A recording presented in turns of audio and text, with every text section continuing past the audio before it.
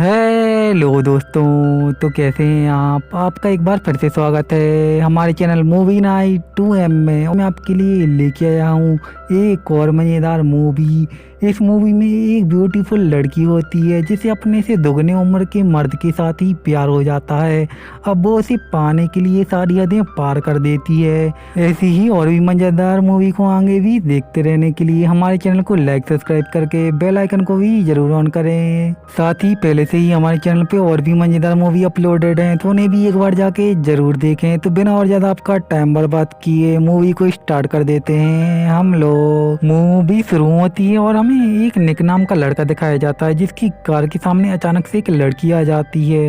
इस लड़की का नाम एड्रियन होता है। अब एड्रियन उसको थोड़ी अजीब नजरों से देखती है और फिर वहां से चली जाती है। अब निक भी एड्रियन के ही घर पे आया होता है क्योंकि उसे एक रूम चाहिए होता है, क्योंकि उसकी नई नई शहर में जॉब लगी थी। और उसके बाद वो एड्रियन के घर पर ही एक रूम ले लेता है। अब इसके बाद निक अपने ऑफिस पहुंचता है जहां पर उसकी मुलाकात एमी नाम की एक खूबसूरत लड़की से होती है। इसके बाद उसका बॉस उसकी बहुत ही तारीफ करता है क्योंकि उसको निक के बारे में बहुत ही अच्छी रिपोर्ट मिली थी। इसके बाद निक अपने घर पे आता है जहाँ पर वो देखता है कि एड्रियन उसके घर पे आई होती है और उसके बाद वो दोनों मिलके बातें करने लगते हैं। इसके बाद एड्रियन निक का सिगरेट छीन लेती है और उसको पीने की कोशिश करती है, लेकिन निक उसके लिए उसको मना करता है।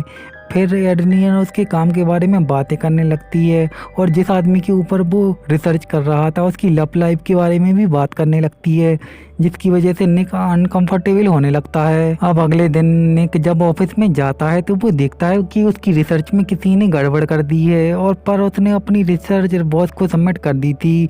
अब उसका बॉस बोलता है मुझे ये रिसर्च बहुत ही पसंद आई है और वो निक की बहुत तारीफ करने लगता है। उसके बाद निक एड्रियन की पार्टी में जाता है जहाँ पर वो बहुत ही ब्यूटीफुल लग रही थी और इसके बाद ये दोनों बातें करने लगते हैं। इसके बाद निक को पता चल जाता है कि एड्रियन ने ही उसकी रिसर्च में गड़बड़ की थी। इसके बाद वो कहता है मेरे बॉस को वो बहुत पसंद आई पर तुम्हें ऐसा नहीं करना चाहिए था।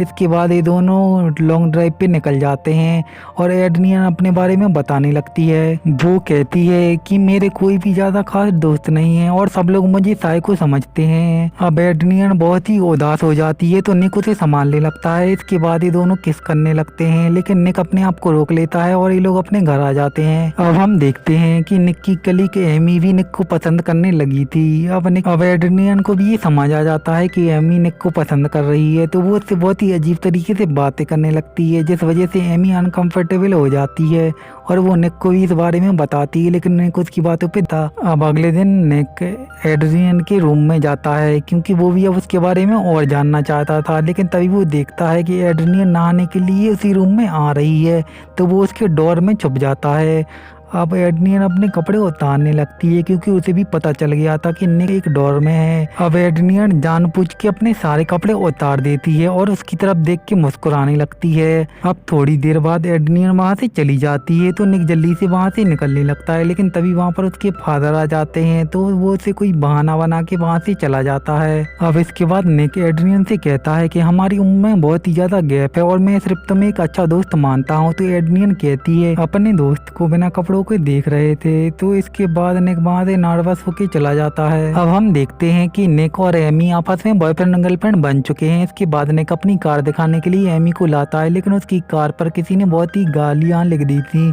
अब निक को समझ आ जाता है कि ये सब एड्रियन कर रही है क्योंकि उसने उसके साथ रहने के लिए मना कर दिया है। इसके बाद निक देखता है कि उसकी प्रोजेक्ट की फाइल भी किसी ने पूरी तरीके से डिलीट कर दी है, जिस वजह से उसको बहुत ही गुस्सा आने लगता है। इसके बाद निक एड्रियन की सारी कॉलों को भी इग्नोर करने लगता है। इस वजह से एड्रियन को बहुत ही गुस्सा आने लगता है। वह एड्रियन एमी के पास जाती है और वो उसे एक रूम में बंद कर देती है और साथ ही उसके रूम में मधुमक्खियों को भी छोड़ देती है, जिस वजह से एमी की हालत बहुत ही ज्यादा खराब हो जाती है। अब निक को भी इस बारे में पता चल जाता है, जिस वजह से वो बहुत ही टेंशन में था। लेकिन तभी वहाँ पे एड्रियन आती है और कहती है मेरी कल हॉर्स रेसिंग है तो तुम मेरी हॉर्स रेसिंग देखने के लिए आना। लेकिन निक अगले दिन एड्रियन की हॉर्स रेसिंग के लिए नहीं जाता, तो अब एड्रियन उसके ऑफिस में जाती है और सबके सामने उसे एक चांटा मार देती है, जिस वजह से निक को बहुत ही गुस्सा आता है और वो उसे बाहर ले जाकर बहुत ही गुस्से में डांटने लगता है।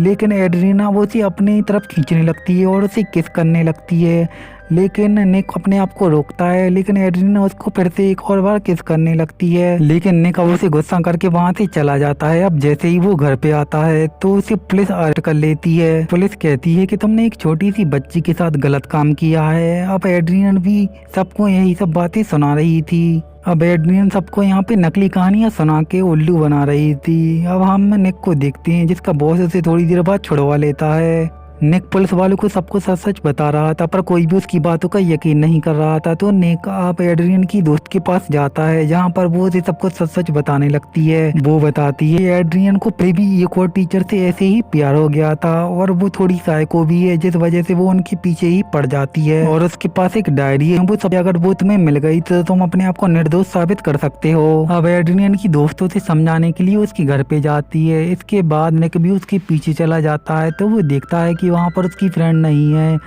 और एड्रियन के हाथ में एक लाठी है। तो उसे ये लगता है कि उसने अपनी फ्रेंड के साथ कुछ कर दिया है। इसके बाद उसे वहाँ पे किसी की चिल्लाने की आवाज़ आती है, तो वो नीचे जाके देखता है कि उसने अपनी फ्रेंड को बांध के रखा है।